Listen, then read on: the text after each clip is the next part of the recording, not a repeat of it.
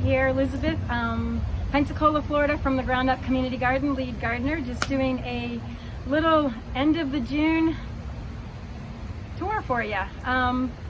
We're gonna go quick, it's raining, so I've been getting wet a little bit, and hope you enjoy it.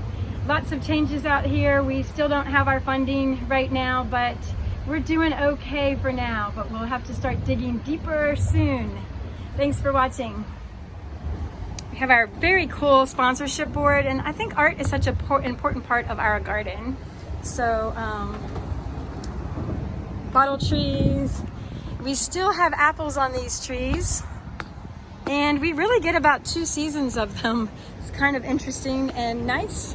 They're green now and they kind of go red. This is our some sort of orange satsuma, and more apples out there, more satsumas, pears. This is a wild chunk of mess, but a lot of sweet potato vines in here. You can see that we still have quite a bit of kale, dinosaur kale, curly kale, still hanging on and still actually tastes pretty good, but the sweet potato vine is totally taking over. Our asparagus are doing great. They're going to be all along the peripheral. Just need to get some weeding in here, and they've been just popping up. So we have 2 varieties, the Jersey and I think the other one is Pacific. Those are the purpler ones.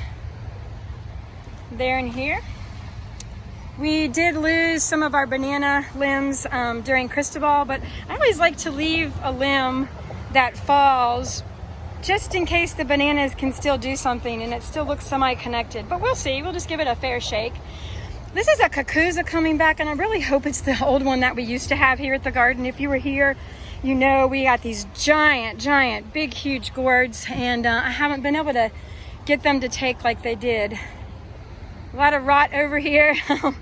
The kales, the red Russian's dying off. We have some okra planted in here. Shisu is coming up right here in the red. It just comes up on its own, as does an abundance of Malabar spinach. If you need some Malabar spinach, come see me. I let the carrots go, tons and tons of carrot seeds, and I have never had great luck with Romanesco. This year is no exception. We have lots of coriander, so I just let all of this stuff self-seed a lot. So where once it was cilantro, it is now coriander seeds that will drop and become cilantro again. Unless you want some coriander, come get it. And dill is popped in over here. Behind that is sorrel. We have our great milkweed garden over here, thanks to Krista White and Colleen and lots of people that really help. Favorite milkweed over here has got to be the hairy balls. And look, this one is seeding. So that's quite lovely, and I'm going to grab some seeds.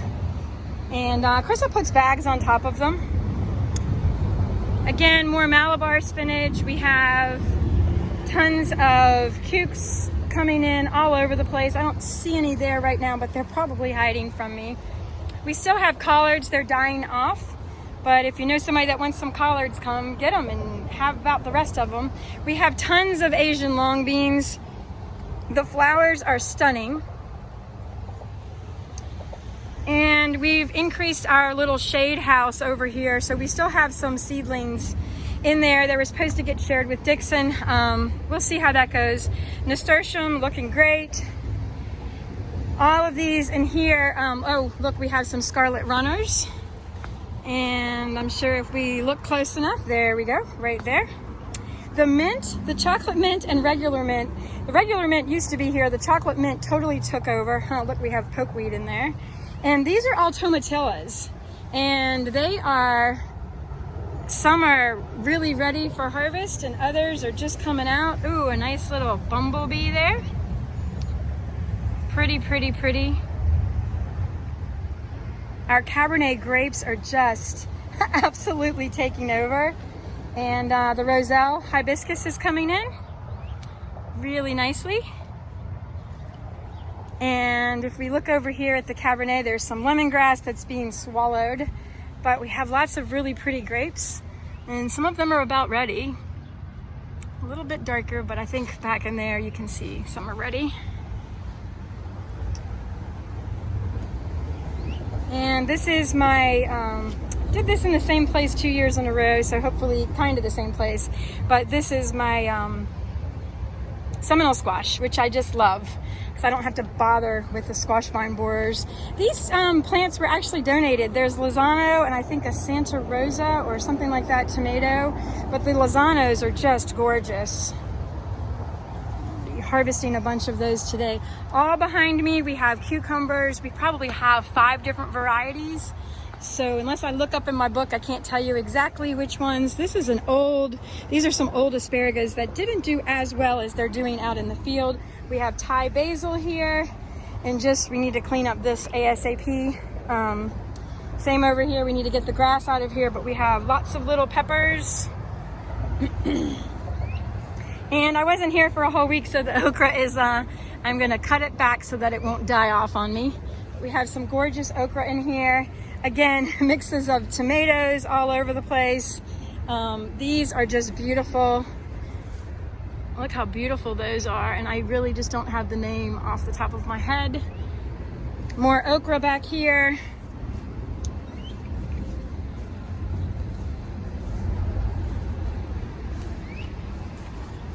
This just keeps coming up every year, and I don't think that these are the tomatillas. I think they're ground cherries, and I just don't know enough about them. They seem like they'd be a real big bear to get out because they don't pop open like the tomatilla.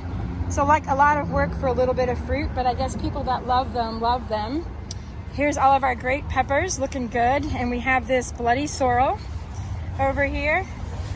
These are Hungarian peppers from Baker Creek. And like I said, we have a lot of harvesting to do. More milkweed, it pops up everywhere. More cucumbers. I do have the serpent cucumber, which I actually really like. Back in there.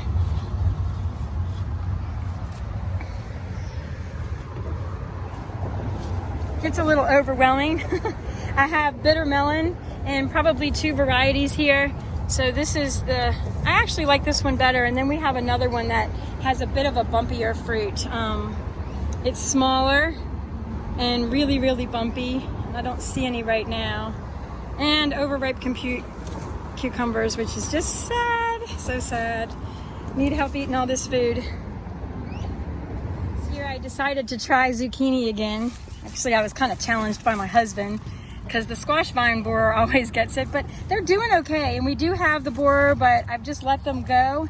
And I think we're gonna be able to get some more zucchini out. We've gotten a few already. So that's good news.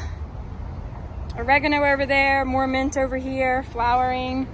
This is an enigma, and it's another one of those Kakuza squashes that I've tried to replace the old beautiful one that we used to have, but it just doesn't do very well. It gets these really nice flowers, and we do get these little bitty, you kind of think they're gonna take, and then it gets to a certain point, they turn yellow and die. The plant is really healthy. This happened last year and we wound up ripping the whole thing out, so I have no idea what the deal is. I love this because this is just our celery that's, it goes to seed and just reseeds itself.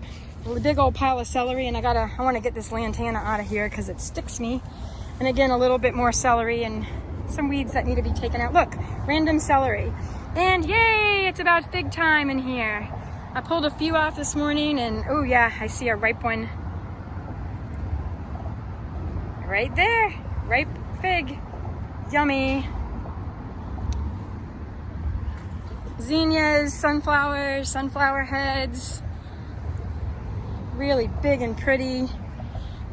We had potatoes over here and we transferred that to a sweet potato bed, but I did leave a few of the other potatoes over there. I personally like regular potatoes better than the sweet potatoes, so we'll just see if they come up or not. They're over there. And then East Hill Edible Garden was teaching out of here, and hopefully when things go back to normal, we'll continue with that.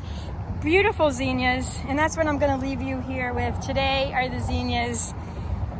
Have a great summer. I'll be back hopefully in a month with another update. Thanks so much for joining me again. Elizabeth from the Ground Up Community Garden, Pensacola, Florida, Zone 9A. Thank you.